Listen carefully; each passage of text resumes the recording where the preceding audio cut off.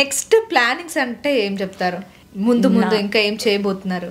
నా విజన్ వచ్చేసి ఈ I'll tell you the actual vision of the company. Silicon Valley అమెరికాలో ఉంది. సో నేనేంటి అంటే ఫస్ట్ రీసెర్చ్ చేసా, why Silicon Valley is the technology hub. అది టెక్నాలజీ హబ్ ఎందుకు అయింది అని అంటే 3 reasons. అక్కడ స్టూడెంట్స్ ఏం చేస్తున్నారు అని. ఫస్ట్ థింగ్, అక్కడ స్టూడెంట్స్ టెక్నాలజీస్ నేర్చుకోవాలంటే they go for project based research ఓరియంటెడ్లోని. అంటే ప్రతి ఒక్క టెక్నాలజీ దానిపైన ప్రాజెక్ట్ చేసి అది అలాగే ఎందుకు చేయాలి ఆ ప్రాజెక్ట్ అనేది రీసెర్చ్ చేస్తారు వాళ్ళు. ఓకే, దీనివల్ల ఏంటి అని అంటే వాళ్ళకి ఇన్ డెప్త్ నాలెడ్జ్ పెరుగుతుంది. Second, they have mentors. డైరెక్ట్గా ఒక ఇప్పుడు మన టీ హబ్ ఉంది, టీ హబ్ నుంచి మెంటర్స్ వచ్చి స్టూడెంట్స్తో మాట్లాడుతున్నారంటే అది వాళ్ళకి ఎంత పెద్ద ఎక్స్పోజర్ అది. సో అలాంటి మెంటర్షిప్ జరుగుతుంది సిలికాన్ వ్యాలీలో. థర్డ్, వాళ్ళకి కమ్యూనిటీస్ ఉంటాయి.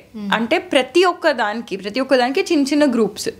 ఒక సాఫ్ట్వేర్ డెవలపర్స్ అందరికీ ఒక గ్రూప్, ఎంఎల్ ఇంజనీర్స్ అందరికీ ఒక గ్రూప్, అలా డిఫరెంట్ గ్రూప్స్ ఉంటాయి. సో ఇప్పుడు నాకు లెట్స్ సే ఒక క్వశ్చన్ ఉంది అంటే నేను వెళ్ళి ఆ గ్రూప్లో మెసేజ్ పెట్టానంటే ఎవరో ఒకరు నాకు రివర్ట్ ఇస్తారు. ఈ ఎక్స్పర్ట్స్ నుంచే నాకు రావచ్చు.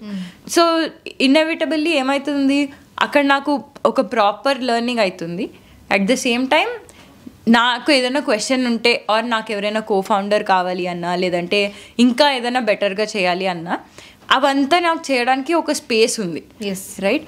సో దీనివల్ల సిలికాన్ వ్యాలీ అనేది ఒక టెక్నాలజీ హబ్గా ఇప్పుడు మారి రైట్. మేము అదే సెటప్ చేయాలి అని ట్రై చేస్తున్నాం. ఓకే. సో ఇండియాలో ఆ సిలికాన్ వ్యాలీని బిల్డ్ చేయాలంటే అది డీసెంట్రలైజ్డ్ ఫార్మాట్లో అయిందంటే ఇందాక నేను చెప్పినట్టు ప్రతి ఒక్క కాలేజ్లో ఈ 6 members టీమ్, వీళ్ళు ఇది చేస్తారు, మేము జస్ట్ ఒక బ్రిడ్జ్ లాగా అనమాట ఈ కార్పొరేట్ వాళ్ళకి స్టూడెంట్స్కి. వీళ్ళ నుంచి వీళ్ళకి ఎక్స్పోజర్ ఇవ్వడం, వీళ్ళని మళ్ళీ కార్పొరేట్స్లో జాయిన్ చేయడం.